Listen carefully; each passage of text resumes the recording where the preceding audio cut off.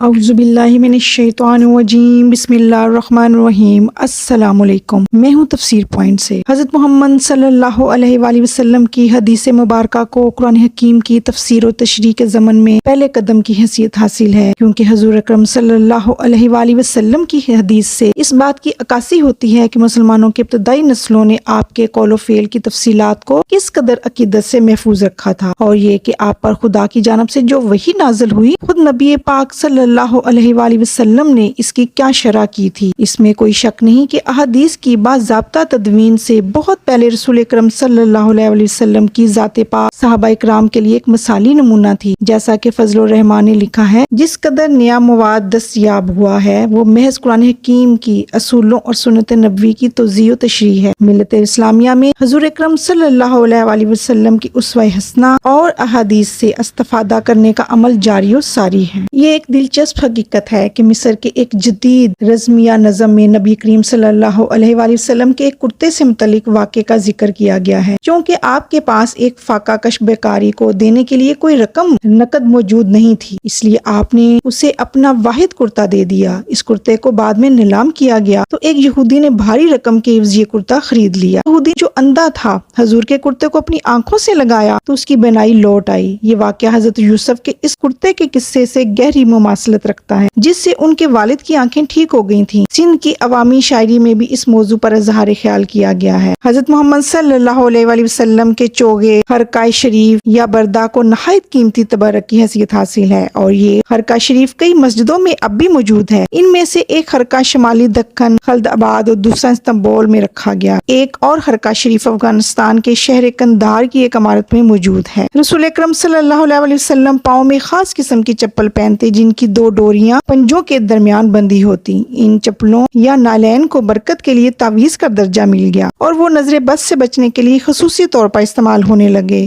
ان نالین کے ساتھ اس وجہ سے بھی خاص عقیدت کا اظہار کیا گیا کہ انہوں نے ان نالین سے معراج کی رات کو عرش پر خدا کے تخت کو چھوا تھا، چنانچہ انہیں تخت خداوندی کے تاج کے بلند ترین حصے کو چھونے کا اعزاز حاصل ہو گیا۔ مختلف اسلامی زبانوں کی شاعری میں نالین شریف کے اس پہلو کے ذکر کو بھی شامل کیا گیا۔ مثال کے طور پر فارسی کے 15ویں صدی کے عارف شاعر مولانا جامی لکھتے ہیں کہ عرش پر تمام فرشتوں نے اپنی جبینوں کو حضور کی نالین کے ساتھ رگڑا تھا۔ جامی کا یہ بھی دعویٰ ہے کہ جنت کے درخت طوبا نے اپنے سر حضرت محمد صلی اللہ علیہ وآلہ وسلم کے نالین سے رگڑا تھا، اس لیے وہ سب سے زیادہ سر بلند ہو گیا ہے۔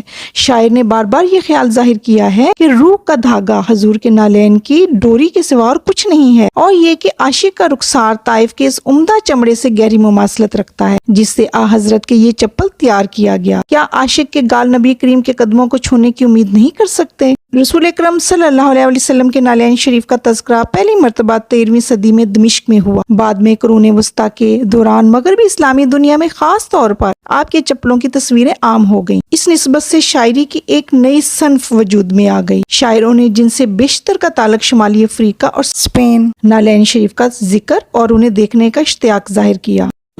در نبی پر پڑا رہوں گا،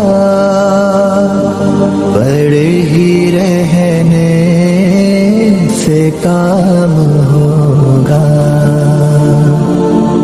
کبھی تو قسمت کھلے گی میری، کبھی تو میرا سلام ہوگا۔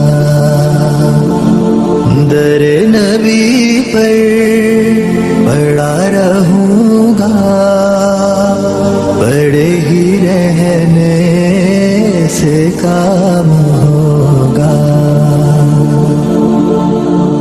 قدم رسول سے بھی بڑھ کر حضور کی داڑھی مبارک کے بالوں کو سب سے قیمتی تبرک کا درجہ حاصل ہے۔ آپ کی داڑھی کی خوبصورتی پر ہمیشہ زور دیا گیا ہے، اور چونکہ آپ کے بالوں اور داڑھی کو خصوصی قوت حاصل ہے، اس لیے مسلمانوں کے نزدیک نبی کریم کی داڑھی مبارک کی قسم کو انتہائی طاقتور تصور کیا جاتا ہے۔ کہا جاتا ہے کہ رسول خدا رسول اللہ نے مخلص صحابہ کو اپنے منہ مبارک دیے تھے، اور ظاہر ہے کہ وہ ہر پاک باز صحابی حضور کے چند بال حاصل کرنے کے لیے ہمیشہ کوشاں رہتا تھا۔ جنگ یرموک کے فاتحہ ہیرو خالد بن الولید ہمیشہ حضرت کے چند منہ مبارک اپنے خود میں رکھا کرتے تھے، اور روایت کے مطابق ان کا دعویٰ تھا کہ جو کوئی حضور کے منہ مبارک اپنے پاس رکھے گا فتح یاب ہوگا۔ اسلامی ملکوں کے کئی مقدس مقامات پر صدیوں سے رسول اکرم صلی اللہ علیہ وآلہ وسلم کے منہ مبارک رکھے گئے ہیں۔ انہیں عام طور پر کسی قیمتی برتن میں محفوظ کیا جاتا ہے۔ مسلمانوں کو آج بھی ان بالوں سے گہری عقیدت ہے۔ حال ہی میں سری نگر میں رسول اکرم صلی اللہ علیہ وآلہ وسلم کے منہ مبارک حضرت بل کو شایان شان عمارت میں رکھنے کے لیے پرانی مسجد کی جگہ ایک شاندار مسجد تعمیر کی گئی ہے۔ غیر مسلموں کو ان متبرک منہ مبارک کی زیارت کی شاید ہی اجازت دی جاتی ہو۔ خدا نے اپنے پیغمبر کو اعلیٰ اخلاق اور بے مثل محاسن سے نوازا، آپ کے درجات بلند کیے، آپ کو بے نظیر خوبیوں سے نوازا اور خصوصی اختیارات دیے۔ اللہ نے حضور کی اعلیٰ اوصاف کی اس قدر تعریف و توصیف کی ہے کہ زبان اور قلم انہیں بیان کرنے سے عاجز ہیں۔ خدا نے اپنی کتاب قرآن کریم میں واضح اور کھلے انداز میں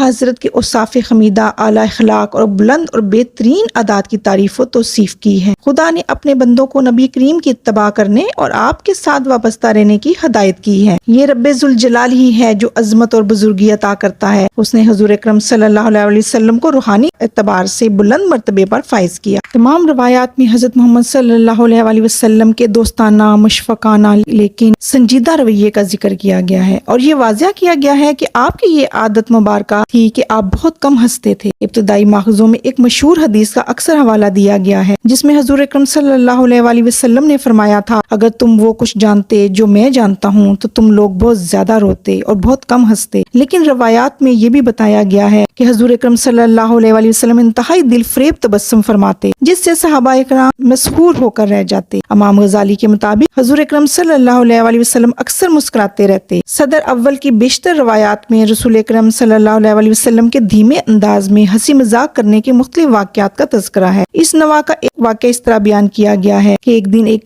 ضعیف خاتون یہ پوچھنے کے لیے آپ کی خدمت میں حاضر ہوئی کہ آیا بوڑھی عورتیں بھی جنت میں جائیں گی؟ آپ نے فرمایا نہیں۔ حضور نے جواب دیا، کوئی بوڑھی عورت جنت میں نہیں ہوگی۔ پھر آپ نے اس معمر خاتون کے غمگین چہرے کی طرف دیکھ کر ہنستے ہوئے فرمایا، جنت میں سب بوڑھی عورتوں کو جوان بنا دیا جائے گا کیونکہ جنت میں سب لوگ جوان ہوں گے۔ صحابہ اکرام کے ساتھ معاملت کرتے وقت حضرت کی عملی تدبر اور بے نظیر دانش مندی کا بھرپور اظہار ہوتا ہے۔ اس کی ایک مثال وہ حدیث ہے جس میں آپ نے ابو ہریرہ سے فرمایا تھا، میرے پاس کبھی کبھی آیا کرو، اس طرح محبت بڑھتی ہے۔ بتایا گیا ہے کہ ایک شخص رسول خدا کی خدمت میں حاضر ہو کر کہنے لگا، یا رسول اللہ مجھے آپ سے محبت ہے۔ اس پر حضور اکرم صلی اللہ علیہ وسلم نے فرمایا، اب تم فکر کے لیے تیار ہو جاؤ۔ اس طرح غریبوں اور مسکینوں کے ساتھ محبت رسول اکرم کے ساتھ محبت کی علامت بن گئی۔ غریبوں کی تکریم کرنے والے اور انہیں رفیق بنانے کا مطلب نہ صرف پیغمبر اسلام کی اتباع کرنا بلکہ فلاقت زدہ لوگوں میں آپ کی عزت و توقیر بڑھانا ہے۔ آپ نے غلاموں کے ساتھ حسن سلوک کرنے کی تاکید کرتے ہوئے فرمایا، انہیں وہی پہناؤ جو خود پہنتے ہو، انہیں وہی کھلاؤ جو خود کھاتے ہو۔ بعد میں آنے والے زمانے میں آپ کے اس فرمان پر پوری طرح عمل کیا گیا جس کے کئی واقعات سے تصدیق ہوتی ہے۔ حضور اکرم صلی اللہ علیہ وسلم تمام مخلوقات کے ساتھ شفقت امیز سلوک کرتے، بچوں سے آپ کو خصوصی محبت تھی، آپ گلی میں ان سے ملتے اور ان کے ساتھ کھیلتے۔ زمانہ بعد میں کئی لوگ داستانوں کی رکت انگیز شعروں میں یہ ذکر کیا گیا کہ آپ کے دو نواسے حضرت حسین اور حضرت حسن جنہیں حسنین کہا جاتا ہے اس طرح نماز کے دوران آپ کی کمر پر بیٹھ جاتے تھے۔ حضور اکرم صلی اللہ علیہ وسلم جانوروں سے بھی محبت کرتے تھے۔ آپ نے ایک مرتبہ اس گناہگار عورت کو جنت کی بشارت دی جس نے پانی پلا کر ایک کتے کی جان بچائی تھی۔ آپ بلیوں کو خصوصی طور پر پسند کرتے تھے۔ کیا آپ نے نماز ادا کرنے کے لیے مسجد میں جانے کی غرض سے اپنے چوگے کی آستین نہیں کاٹ دی تھی جس پر ایک بلی سو رہی تھی؟ آپ کو یہ گوارا نہ تھا کہ آپ بلی کے آرام میں خلل ڈالیں۔ ایک بلی نے تو آپ کی ابا پر بچوں کو جنم دے دیا۔